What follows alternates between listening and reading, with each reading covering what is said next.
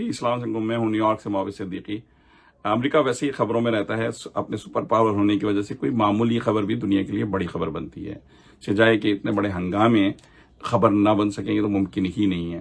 ابھی امریکہ کورونا کے کرائسس یا کورونا کے ڈرامے یا کورونا کے جو ماحول بن چکا تھا اس سے نکلا ہی نہیں تھا کہ ایک نیا سلسلہ شروع ہو گیا، اور وہ ہے ایک ہنگاموں کا، مظاہروں کا، ایسے احتجاجی مظاہرے جو شاید امریکہ کی تاریخ میں بہت دنوں بعد دیکھنے میں آئے۔ بہت سے لوگوں کی میں باتیں سنتا ہوں پاکستان سے باہر بھی، امریکہ سے باہر بھی، اور یا امریکہ کے اندر بھی، کہ وہ کہتے ہیں کہ یار صرف ایک $20 کے نوٹ کی وجہ سے یہ ہنگامے شروع ہو گئے ہیں کہ یہ $20 کا جعلی نوٹ جارج فلائیڈ نے وہ دکاندار کو دیا، اور اس کے بعد انہوں نے پولیس بلائی اور پولیس کا یہ رد عمل تھا۔ بہت سے لوگ اس بات کو بھی کہتے ہیں کہ دیکھو ایک وائٹ پولیس آفیسر نے امریکہ کو بلینز آف ڈالرز کا نقصان پہنچا دیا، اس کی کریڈیبلٹی خراب کر دی۔ یہ مسئلہ نہیں ہے، یہ معاملہ پہلے میں آپ کو ہنگاموں کے حوالے سے بعد میں بتاؤں گا کہ کیا چل رہا ہے، لیکن اس سے پہلے یہ جو معاملہ ہے نا، ہو سکتا ہے میں بعض اوقات شعر صحیح نہیں پڑھ پاتا کہ ہاتھ سے وقت کرتا ہے پرورش برسوں، ہاتھ سے ایک دم نہیں ہوتے۔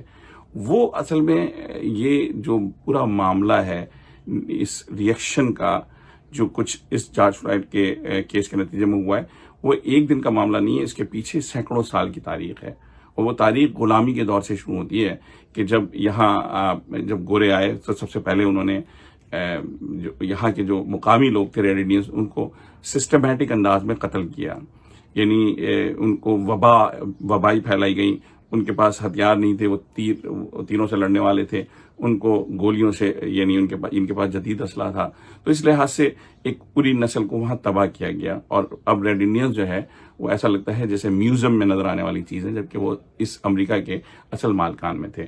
اس کے بعد جب یہاں یہ پہنچے ہیں، ان کو غلاموں کی ضرورت پڑی ہے کام کرنے کے لیے۔ اچھا، مطلب مسلمانوں کے بارے میں تو بہت ساری چیزیں کی جاتی ہیں، لیکن اللہ کے رسول نے ایک ایسا نظام بنایا تھا کہ جس کے غلامی آہستہ آہستہ ختم ہو گئی، اور اب جو ہے وہ مسلمان ممالک میں بہت سینکڑوں سال سے اس طرح کی غلامی کی آثار نہیں ملتے۔ لیکن یہاں جب یہ لوگ آئے تو انہوں نے، جو گورے یہاں آئے، انہوں نے اپنے غلام کو خریدا نہیں بلکہ زبردستی افریقہ کے ممالک سے اغوا کر کے یہاں لائے گئے، اور پھر خرید و فروخت یہاں آ کے ہوئی۔ اور اس میں ایسی بھی کہانیاں ملتی ہیں کہ جس میں جو ایک ملک کا، افریقی ملک کا شہزادہ بھی لایا گیا۔ اچھا، اس میں بہت بڑی بات یہ کہ شاید بہت سے لوگوں کو معلوم نہ ہو کہ اس میں مسلمان بھی جو شامل تھے، اور اس کے بعد اب یہ مسلمان جو ہے یہاں اب ان کی نسلیں عیسائی بن چکی ہیں، تو وہ ایک پورا یہ ایک نظام تھا۔ اور اس کے بعد ان کے ساتھ جو رویہ رکھا جاتا، جن کے ساتھ جو سلوک کیا جاتا تھا، وہ ایک انتہائی وحشت ناک، اذیت ناک سلوک تھا۔ میں بیک گراؤنڈ اس لیے بتا رہا ہوں کہ آپ یہ نہ سوچیں کہ صرف ایک واقعہ ہوا ہے، یا صرف ایک ہم سیاہ فام افراد پہ جو ہے وہ الزام لگا دیتے ہیں۔ اس کی وہاں جو سلیوری تھی وہ عام سلیوری نہیں تھی، بے انتہا کھانے کو نہیں دیا جاتا تھا۔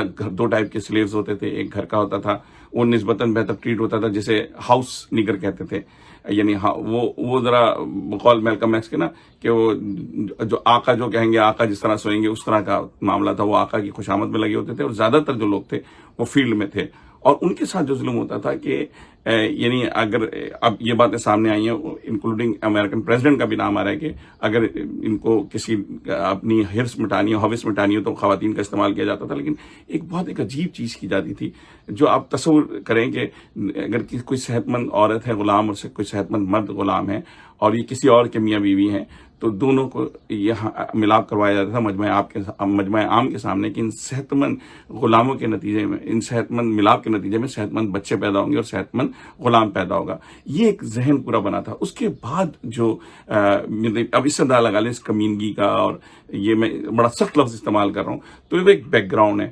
پھر 1964 تک معاملات، ابراہیم لنکن تک معاملات یہ چلیں۔ ابراہیم لنکن نے جو ہے نا وہ یعنی کوشش کی، اور پھر ایک پوری سول وار، اس کے آپ کو معلوم ہوگا کہ وہ سول وار ہوئی، اس کے نتیجے میں بہت ساری سٹوریز آپ سب کو معلوم ہے۔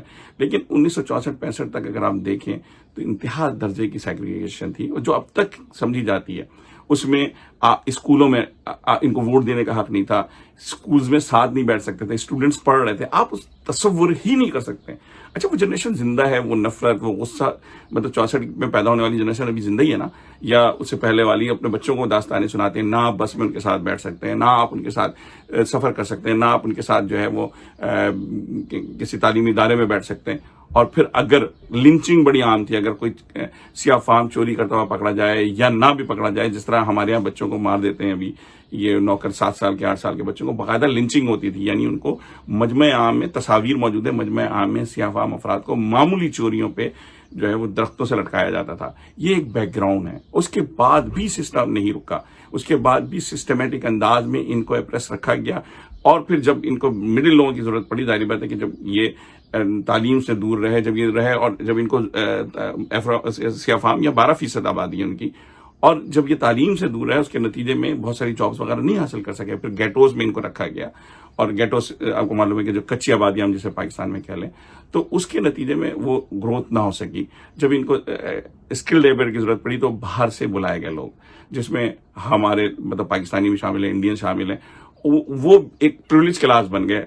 وہاں ہمارے پاس لوگوں کے پاس کچھ نہیں تھا، چین میں، انڈیا میں، تو ہم درمیان کے. لیکن ہمارے ساتھ جو ہے ہمیں جو ایڈوانٹیج حاصل ہوا وہ سول رائٹس کی موومنٹ جو چلی تھی، افرو امریکنز نے، یہ سیاہ فام افراد نے چلائی تھی، وہ چلی تھی.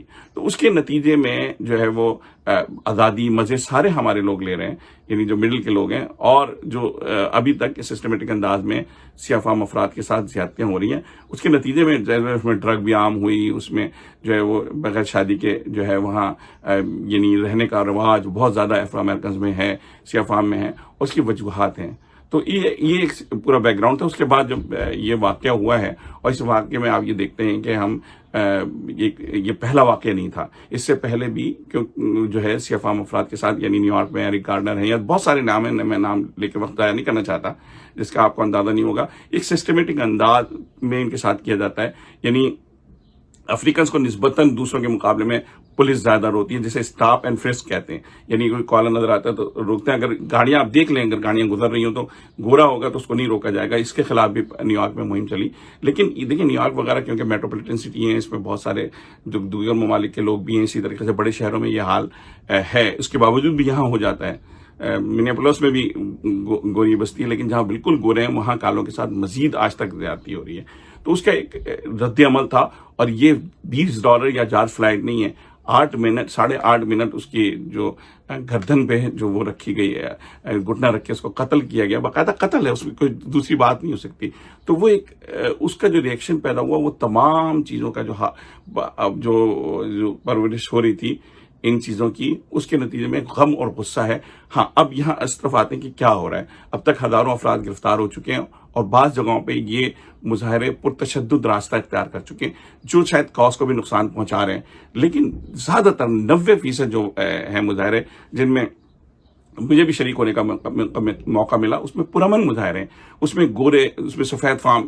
لیکن انسانیت ایک اچھی بھی بات، سفید فام حضرات کی بڑی تعداد ان گروپس کے ساتھ ہے. تو اس میں نوجوان ہیں، اسٹوڈنٹس ہیں، سفید فام ہیں، افرو امریکن ہیں، مسلمان ہیں، اسپینش ہیں، سارے قوموں کے لوگ، بنگلہ دیش کے ہیں، بہت سارے لوگ، پاکستانیوں کی بڑی تعداد بھی موجود ہے ان مظاہروں میں. بہت سارے لوگ انسانی حقوق کے لیے آواز بلند کر رہے ہیں. اب کہیں شام گئے ڈھلے جو ہے بہت ساری چیزیں ہوئی ہیں، اور یہ ایک ریئیکشن تھا. کچھ پلان بھی تھا. اس پہ بھی بحث ہو رہی ہے کہ یہ کس نے کروایا ہے. کیا ڈونلڈ ٹرمپ کے لوگوں نے کروایا؟ یہ اس پہ بھی بحث چل رہی ہے. کیا یہ جو ہے وہ جو انہوں نے کروایا ہے، یعنی افرو امریکنز نے خود کیا ہے؟ یہ کیا چیز ہے؟ اس پہ بھی بات ہو رہی ہے. لیکن ڈونلڈ ٹرمپ جس کا نام لے رہے ہیں، وہ ڈونلڈ ٹرمپ جو ہے وہ نام لے رہے ہیں، اینٹیفار آرگنائزیشن ہے، اس کا نام لے رہے ہیں. اور کبھی کبھار دوسرے ممالک پہ بھی اشارے کر رہے ہیں. اینٹیفار جو ہے وہ ایک اینٹی فاشسٹ نام سے ایک تنظیم ہے، جو کہ لوز اس کا وہ ہے، کوئی ایک نظام نہیں ہے. اور یہاں کے نوجوان، خاص طور پہ طالب علم وغیرہ اس کا بہت بڑا حصہ ہیں. تو وہ حضرات، وہ سارے لوگ جو ہے اس پہ مطلب یہاں اس کا حصہ تحریک کا بنے، ان پہ الزام لگایا جاتا ہے. اس کو ٹیررسٹ آرگنائزیشن قرار دینے کی بھی کوشش کی جا رہی ہے. تو اب یہ سمجھ میں نہیں آتا کہ اس کا چلانے والا کون ہے، اس کو سپورٹ کرنے والا کون ہے. لیکن جہاں تک میں نے دیکھا ہے، جہاں تک میرے تجربات ہیں، یہ ایک تحریک بن چکی ہے، اور اس کا کوئی ایک لیڈر نہیں ہے. کل بھی میں جہاں گیا تھا، وہاں مسلمانوں نے پہلے جمعے کی نماز پڑھی، اس کے بعد ریلی نکلی، اور اس میں ہزاروں افراد شریک ہوئے. تو ابھی دیکھنے میں یہ نہیں آ رہا کہ یہ سلسلہ کہاں تک رکے گا، کیسے رکے گا، کب تک رکے گا. اس کے لیے جس چیز کی ضرورت ہے وہ آج بھی امریکہ کو بیٹھ کے سوچنا ہوگا کہ یہ ایسا کیوں ہو رہا ہے، اور اس کے نقصان یا فائدہ کس کو ہوگا. ڈونلڈ ٹرمپ صاحب کے بیانات نے جلتی پہ تیلی کا کام کیا ہے، اور بہت زیادہ جو ہے انہوں نے جلتی پہ تیل کا کام کیا ہے. ان کے بیانات نے مظاہرین کا غم اور غصہ بڑھایا ہے، اور یہ شاید جان بوجھ کے کیا گیا ہے کیونکہ وہ پولیٹیکلی کریکٹ بھی نہیں ہونا چاہتے. وہ اپنے ووٹرز کو انٹیکٹ کر کے رکھنا چاہتے ہیں، اپنے ووٹرز کے ساتھ جو ہے وہ اس کو ان کو جوڑنا چاہتے ہیں. اور انہوں نے زیادتی والے بیانات دیے ہیں جس میں تعصب جھلکتا تھا. حالانکہ وہ کہتے تھے جی مجھے جارج فلائیڈ کی موت کا افسوس ہے، لیکن جو ہے وہ میں جو مظاہرین ہیں ان سے سختی سے نمٹوں گا، خاص طور پہ جو لوٹ مار کرنے والے ہیں. اور لیکن اسی وقت انہوں نے پرامن مظاہرین پہ جب وہ یہ باتیں کر رہے تھے، پولیس کی چڑھائی کروائی جس میں جو ہے بہت زیادہ وہاں ایک جو ہنگامہ آرائی پہلی مرتبہ اس طرح کی وائٹ ہاؤس کے سامنے ہوئی.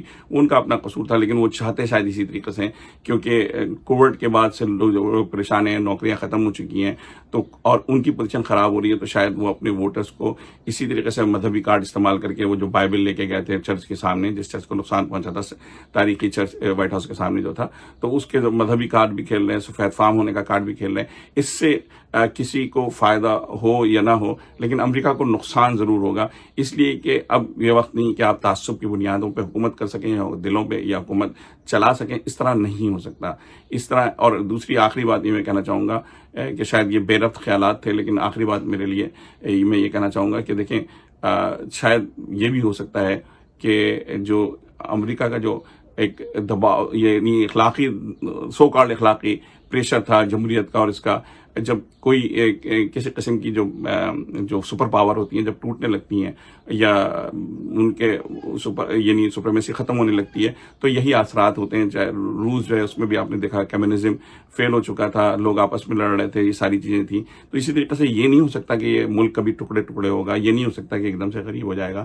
لیکن جو اس میں تھوڑی سی جو سپریمیسی کی جو تھی یا سپر پاور تھے کیلے، وہ پوزیشن اس کی کھو رہی ہے. اور خاص طور پہ جب یہ دوسروں کے اخلاق کے بھاشن دیتے ہیں اور وہاں جمہوریت کی بات کرتے ہیں اور وہاں انسانی حقوق کی بات کرتے ہیں، تو پھر اب ان کو اپنے گریبان میں جھانکنا ہوگا اور ان کو بھی دیکھنا ہوگا جو امریکہ کو مثال بنا کے رکھتے ہیں. جی.